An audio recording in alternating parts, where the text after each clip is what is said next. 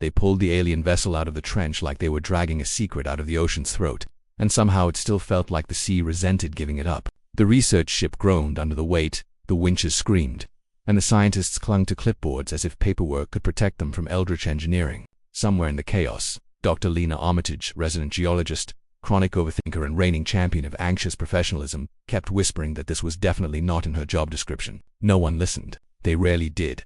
The object broke the surface wrapped in seawater and moonlight, a smooth obsidian shape that didn't reflect light so much as consume it. Soldiers barked orders. Interns panicked. Engineers argued about which manual covered extraterrestrial salvage procedures, and the answer was, predictably, none. Lena just watched, quietly, carefully, as if the vessel might start asking questions she wasn't prepared to answer. By the time the artifact sat, secured on the ship's deck, still humming with a pressure that felt more emotional than mechanical, the military that had already arrived to establish dominance. They carried rifles, authority, and clipboards of their own, though Lena suspected the clipboards were strictly for intimidation, non-essential personnel. The lead officer shouted, "Step away from the artifact." Everyone obeyed. Except Lena, who, for reasons even she couldn't explain, stayed rooted to the spot. Maybe it was stubbornness. Maybe it was scientific curiosity. Maybe it was the way the artifact's surface kept shifting toward her like it was waiting for eye contact. The officer tried again, more forcefully. "Ma'am, this area is now restricted." Lena held her notepad like a shield. "I'm essential to myself," she said, which was the kind of thing you only say when you've had 2 hours of sleep in a lifetime of sarcasm. Before the officer could retort, the artifact reacted. A soundless pulse rippled across the deck. Floodlights flickered. The air thickened, almost vibrating. Every soldier raised a gun. Every scientist took a step back. Lena stayed exactly where she was, mostly because her legs forgot how to function. The surface of the vessel shifted. Patterns emerged, liquid geometry, luminous fractals, colors that didn't exist on the periodic table. They cascaded in elegant, deliberate sequences, not random, not chaotic, communicative. And all of it faced her. Lena swallowed. "Okay," she whispered, voice trembling. "No pressure, ma'am," the officer hissed. "Move away from it." But when he stepped forward, the patterns brightened. Warning brightened. The officer froze. Lena caught herself almost apologizing to the alien ship on his behalf. Habit humans apologized for everything, including one another.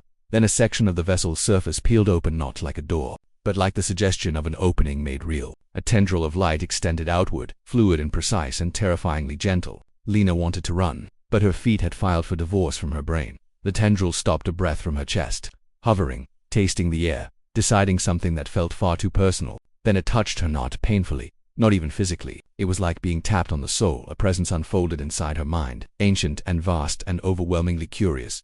"You are Lena Armitage," she gasped. The deck behind her erupted, shouting soldiers, frantic scientists, furious officers, but none of it penetrated the sensation of having an alien consciousness sitting casually in her thoughts.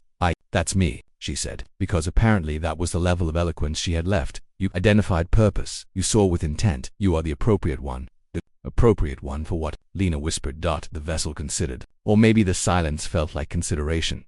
"Command." The soldiers did not like that word. Weapons clicked. Boots shuffled. Someone swore with impressive fluency. Lena felt her anxiety spike, and shockingly the vessel responded to it. "Do not fear them. They are inefficient." Lena's breath caught. "You can sense my emotions. You were very loud." "That was," she supposed. "Fair." The tendril pulsed softly, sending cascades of images through her mind. Starfield spiraling, ships dying in silence, a mission interrupted by a planet of deep water, and buried beneath all that, a familiar ache, loneliness, the kind that didn't belong to humans. The deck trembled again. Soldiers tried to move her back, but the vessel inserted the tendril between Lena and everyone else, protective, possessive, like a guardian who had already made up its mind. "Dr. Armitage," the officer snapped. "This is beyond your clearance. Step away." Lena turned to him, exasperated. "If you wanted to listen to you, maybe stop shouting like you're trying to train a dog." The vessel hummed, agreed. The officer looked personally insulted by the alien endorsement. Lena sighed, rubbing a hand over her face. This was not how scientific discovery was supposed to go. She had envisioned equations, lectures, maybe a Nobel Prize if the universe was feeling generous. She had not envisioned becoming an alien ship's chosen companion, favorite human, emotional support geologist. The vessel leaned closer. Patterns softened. "We selected you. You are designated contact. Did I apply for this?" Lena muttered. "Yes." "I did not." "You looked at us without fear. You acknowledged the possibility. You initiated bond." That was me squinting at the sonar. Intention confirmed. The soldiers were losing their patience. One lunged to pull her away. The vessel reacted instantly. Its patterns flashed. A low harmonic rolled across the deck, and gravity briefly forgot what direction was. Lena flinched. Stop. Don't hurt anyone, please. The vessel paused at her plea. Your request is prioritized. The soldier stared at her like she had just tamed a cosmic tiger. Feeling suddenly, painfully exposed, Lena cleared her throat. Okay, she said softly. You've chosen me, but why? I'm not a diplomat. I'm not a leader. I'm barely a functioning adult on weekdays. The vessel's light dimmed to something intimate. A whisper of warmth touched her thoughts. We have been waiting for a species capable of empathy. You were the first to look with wonder, not ownership. You are human, it is enough. Her chest tightened. Not fear, something else. Something uncomfortable in its sincerity. Behind her, the ocean slapped the hull. The officers argued through clenched teeth. Scientists recorded everything with shaky hands. And Lena, accidental ambassador, inhaled deeply and said the only thing she could think of. Then, I guess we start with hello. They moved the vessel in the dead of night, because nothing says we have no idea what we're dealing with. Quite like transporting an alien artifact under tarps that fooled nobody. The military convoy thundered across the coast highway, lights off, engines loud enough to wake every nesting seabird from here to the next continent. Lena sat in the back of one of the vans, hands clenched in her lap, trying not to make eye contact with the escorting soldiers who were still unsure whether she was a scientist, a hostage, or a diplomatic time bomb. Inside her head, the vessel's voice lingered like a polite guest who refused to sleep. You are anxious, she bristled. Yes, well, being abducted by my own government will do that. We will not permit HIM greater than that's really sweet, but maybe don't say it so loudly. These people already think you're planning a coup. The vessel didn't reply with words. Instead, Lena felt a ripple of smugness, alien smugness. That was definitely a new life experience. The convoy reached the facility by dawn, a massive underground complex built for classified nonsense. Scientists rushed forward like children meeting a celebrity while soldiers constructed a perimeter out of paranoia and caffeine. The vessel, positioned in the center of the concrete chamber, pulsed faintly with quiet irritation. Lena stood off to the side, armed with nothing but her badge and the vague hope that sarcasm could save her life. The lead military official, Hannibal Maddox, approached her with a smile that had never once been sincere. Dr. Armitage, since the artifact responds to you, he said, as if the words tasted sour, we need you to start formal contact proceedings.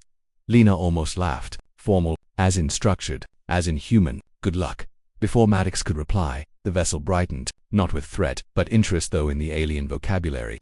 The difference was dangerously subtle. The structured one wishes to communicate. Lena winced. Please don't call the general that. We are being diplomatic. The alien concept of diplomacy, apparently, involved insulting someone's entire personality with serene enthusiasm. The general cleared his throat. Artifact. The vessel dimmed instantly. A refusal. Try again, Lena whispered. He tried again, jaw tense. Vessel. A soft hum of approval rippled across the chamber. We have protocols, Maddox said carefully. Human protocols. For first contact. You'll need to follow them. The vessel's patterns shifted in a slow, bewildered gesture.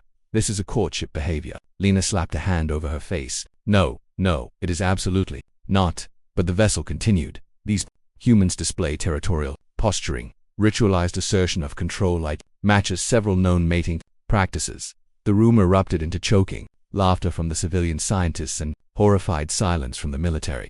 General Maddox inhaled as if preparing to swallow his own tongue. Dr. Armitage, he said tightly, control your ship. It's not my ship. Correction, we are hers. Lena felt her soul leave her body. The general's eye twitched hard. The facility staff attempted to resume, professionalism half taking notes, half trying not to look at her as though she'd just eloped with a space war relic. But the vessel refused to speak to anyone except Lena. Diplomats flew in. Linguists attempted mathematical overtures. Physicists tried to decode the light patterns. The vessel's responses ranged from mildly polite disinterest to open boredom. But when Lena approached, it lit up like a cathedral window finding the sun, and everyone noticed. During a briefing, one of the security chiefs snapped, "Why her? She's not trained for alien communication." Vessel answered before Lena could even blush. Say alone demonstrates sufficient curiosity and emotional vocabulary. The rest of you are hostile or oppressed. Sometimes both. Several scientists stared deeply into their coffee cups, wondering which they were. Still, the pressure was building. Maddox wanted the vessel weaponized. Diplomatic teams wanted control transferred. Funding officials wanted something printable, something ownable, something human. The vessel wanted Lena. And Lena wanted to survive the week without a meltdown. By day 3, the tension snapped. A team of replacement authorized communicators marched in with clipboards, polished badges, and expressions that suggested they considered Lena a mildly stubborn paperweight. They stood in a semicircle and introduced themselves with the careful enunciation of people who had trained for 15 years to say hello to an alien. Greetings, the lead diplomat said, projecting calm authority. We are the designated representatives of the global community. The vessel did not react. We welcome peaceful dialogue, the diplomat continued. We request your cooperation. Nothing. Lena stood in the back, expecting to be dismissed any second, feeling like she was third-wheeling her own scientific discovery. The diplomat tried again. We seek mutual understanding. The vessel finally responded by flashing the equivalent of an eye roll. Bring us Lena. The diplomat stiffened. The civilian scientist is no longer. Every light in the chamber shut off. Then flared on again. Then the gravity in the room fluctuated just enough to send papers flying and one overconfident intern floating into the ceiling tiles. The vessel's patterns sharpened. Bring us Lena. We stepped forward before Maddox could blow a vein. Okay, I'm right here. No need to redecorate the facility. The moment she approached, the gravity stabilized. Lights steadied. The vessel radiated satisfaction, like a cat curling around its chosen human. Why are you being dramatic? She hissed under her breath. The replacement. Humans were offensive. They spoke at us like we are a simple machine. You shocked a room full of people because your feelings were hurt. We do not experience hurt, we experience priorities. You are our priority. The room collectively inhaled. Somewhere, a diplomat whispered, Is it flirting? Lena closed her eyes in slow agony. Please, don't ask that out loud. We would not flirt. We are above such concepts. A pause. Mostly. Lena groaned. General Maddox threw his hands in the air. This is absurd. We cannot negotiate with a lovesick submarine. The vessel pulsed indignantly. Correction, we are a strategic, starfaring entity, and we are not lovesick. We are merely attached. Greater than great, Lena muttered. The ship has attachment issues, only toward you. She choked on her own breath, but in the quiet that followed, something heavier threaded through the vessel's tone. Humans claim ownership of all they touch. They surround us with fear and demands. You stood before us with wonder. This is why we choose you. The chamber fell silent. No military order, no diplomatic protocol, no scientific briefing could shift what had just solidified. The vessel had bonded irrevocably, illogically, emotionally, and everyone knew that the universe had just become far more complicated. Lena exhaled and whispered, almost too soft for anyone else to hear. What am I supposed to do with you? The vessel responded like it was smiling. Begin. They put Lena on a schedule because when humans panic, they make spreadsheets, and that was how she found herself reporting to the vessel. Every morning, like it was a particularly demanding boss with boundary issues, she would enter the chamber with her mug of caffeine and the kind of sleep deprivation that made reality feel slightly fictional. The vessel, sensing her fatigue, always brightened the room before she spoke. Like dawn arriving early just for her morning, she sighed. You did not sleep adequately. You monitored my sleep. You made distressed noises at 3:21. I was dreaming about my student loans. A sympathetic hum vibrated through the floor. Your civilization is cruel. She couldn't argue. Each day, Lena attempted to conduct actual research. Spectral analysis, structural composition, quantum resonances, but the vessel insisted on studying humanity, which meant that half her mornings involved answering questions no physicist training had prepared her for. Why do humans speak sarcastically instead of directly? Because if we're honest, we cry. Why do humans mate for affection instead of efficiency? We're emotionally complicated and biologically stupid. Why do you apologize when you have done nothing wrong? Because everybody else is also emotionally complicated and biologically stupid. The vessel absorbed these answers like sacred truths, but the deeper Lena worked with it, the more she noticed its habits, little quirks, subtle inflections that felt less like a machine and more like a sentient being trying to figure out how to relate. It would dim itself when she appeared overwhelmed. It would adjust the room's temperature to match her comfort. It even learned to mimic the rhythm of her speech, answering in slightly delayed pulses that felt strangely conversational. The scientists observing them whispered constantly. One day, during a long calibration sequence, a junior researcher approached her privately. Dr. Armitage, is it safe that it's so attached to you? Lena glanced at the vessel's luminous surface, which brightened the second she looked at it. I don't know, she admitted, but it's trying, and I don't think anyone else bothered to try back. The researcher nodded, then added, also it gets jealous. Lena blinked. What, you didn't notice? It flickers whenever someone else stands too close to you. She turned slowly toward the vessel. It pulsed innocently. Lena glanced at the vessel's luminous surface, which brightened the second she looked at it. I don't know, she admitted, but it's trying, and I don't think anyone else bothered to try back. The researcher nodded, then added, also, it gets jealous. Lena blinked. What? You didn't notice? It flickers whenever someone else stands too close to you. She turned slowly toward the vessel. It pulsed, innocently, suspiciously innocently. Do you get jealous? She asked. Jealousy implies insecurity. We experience selective prioritization. Greater than that's jealousy. IT is strategic. That's still jealousy. A long pause. Only sometimes, Lena groaned. Please don't sabotage anyone. We would never sabotage a sentient being. A beat. Too bad humans keep dropping their clipboards near us. Translation: sabotage was absolutely happening, but chaos was only half the story. The more Lena learned about the vessel, the clearer its history became. It wasn't merely a ship. It was a survivor built by a civilization that valued emotional resonance as a tactical resource.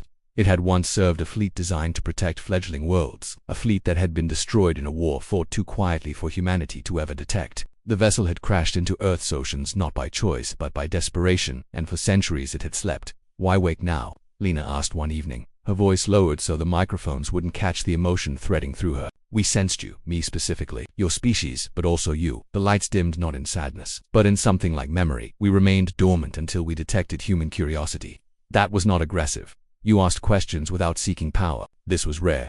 This was hopeful. Lena leaned back against the railing, exhaling slowly. Hopeful. That's a big word to put on someone who once cried because she forgot her lunch. You are complex. You fear insignificance. You fear failure. Yet you continue to reach. This is what your kind does. It is why we need you. There it was again. That soft emotional undercurrent she didn't know how to handle. The vessel talked about humanity like they were some mythic species, beautiful and flawed and terrifyingly impulsive. Lena didn't know how to hold that kind of expectation, but she was starting to understand the vessel too. It wasn't flirting by accident, it wasn't manipulating her, it wasn't even trying to bind her to its will. It was lonely, ancient loneliness, layered into its structure like sedimentary rock, the emptiness of centuries underwater, the silence of losing everything it was built to protect. She felt that loneliness now, humming through the metal, and something inside her shifted an ache she didn't expect. Not pity or recognition. Humans weren't strangers to loneliness either. They just covered it with caffeine and awkward jokes. The vessel pulsed softly, sensing her thoughts. Are we connected? She rubbed her forehead. Maybe. Maybe we're both disasters in different shapes. The ship considered this a compatible pairing. Lena choked. Please stop calling us a pairing. People already think we're a scientist. Opened the observation door too abruptly, nearly tripping over his own feet. The vessel emitted a low flicker that was unmistakably defensive. Lena raised both hands. Stop that. He's not a threat. We calculated a 7% possibility of collision with your body. That's called clumsiness. Humans do it constantly. We despise it. Her laugh echoed through the chamber. It was small, reluctant, but genuine. The vessel brightened in response. But humor wasn't enough to mask the gathering storm. The government meetings grew tenser. Foreign agencies demanded access. Leaked footage showed the vessel defending Lena. Rumors spread that the ship could become humanity's greatest weapon or worst liability. One evening, as she walked into the chamber, she found the lights low and the vessel still. Too still. Are you okay? She asked quietly. The patterns stirred sluggishly. There was a discussion. Her stomach tightened. What kind of discussion? They wish to remove you from the project. They believe you have undue influence. Lena froze.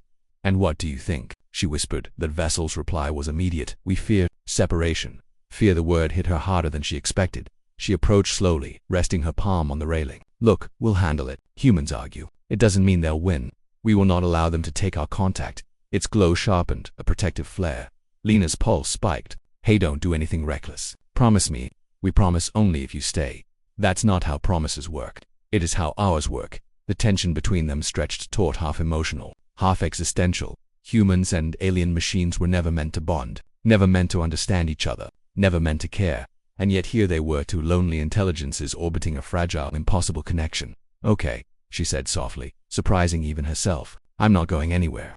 The vessel brightened, not possessive this time, not dramatic, just relieved. Then we will endure. But the universe did not care about fragile bonds or quiet promises. And by the next morning, everything would shatter. Do not know how to manage a human who acts with instinct rather than deference. Her gaze dropped. I wasn't trying to disrespect your people. I know, he said. That is why your actions mattered. His voice lowered, gentled. And that is why I stand with you.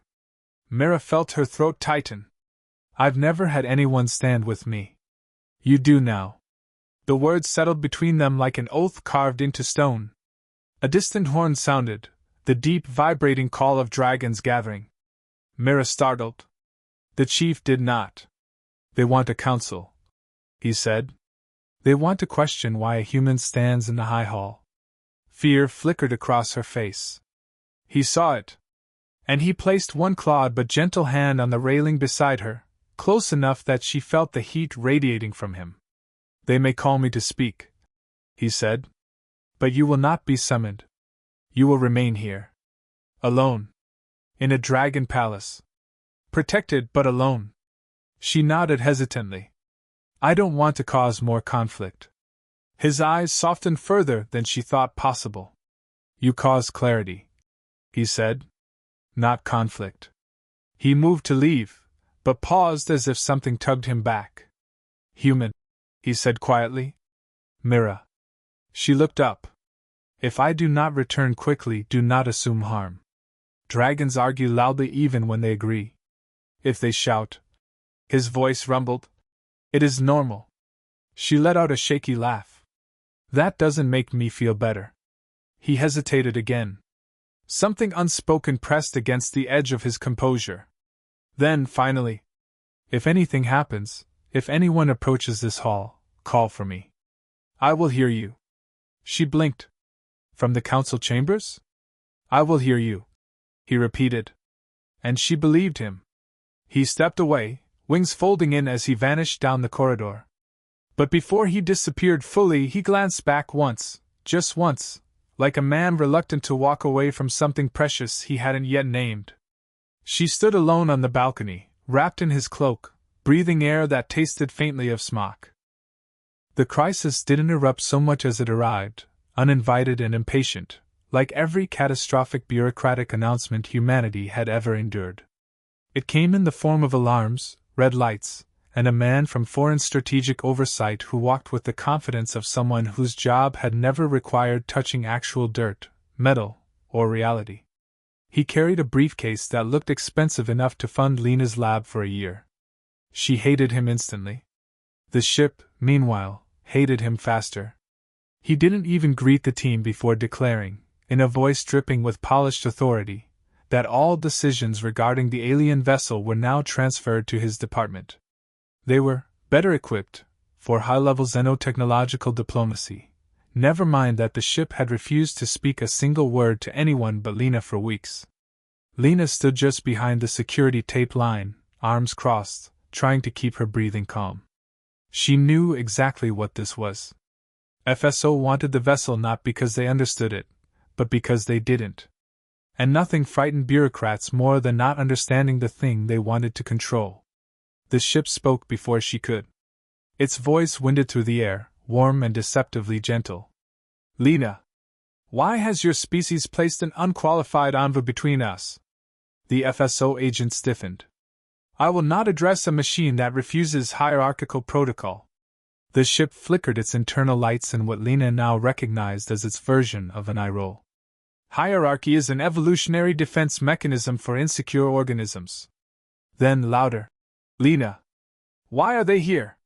Because we're human, she wanted to say. Because we get scared when we don't get to put a leash on whatever frightens us. Because they want authority, she said instead. A curious term. The ship mused. Is this another ritual of dominance display? She pinched her forehead. It's more like a territorial dispute, but with clipboards. The agent glared. Dr. Armitage, you are relieved from contact duties effective immediately. The vessel is being reallocated to a controlled site. Your presence is no longer required. The ship reacted instantly. Panels vibrated. Floor tiles trembled. The temperature rose half a degree, not enough to panic, but enough to warn. Lena stepped forward. Stop. Don't do anything dramatic. But they threaten our connection. The ship responded, voice resonant and tense. They seek to remove my chosen counterpart. They do not understand the consequences of severing an active bond. The agent smirked. There will be no consequences. It happened in a heartbeat.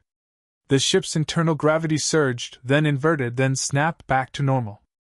Every loose object in the room clattered to the floor. Papers flew. The agent stumbled, looking suddenly less certain about the stability of his career choices. Correction, the ship said calmly. There will be consequences. Enough. Lena barked, surprising everyone, including herself. Her voice echoed, sharp, human, real. You cannot threaten people for my sake.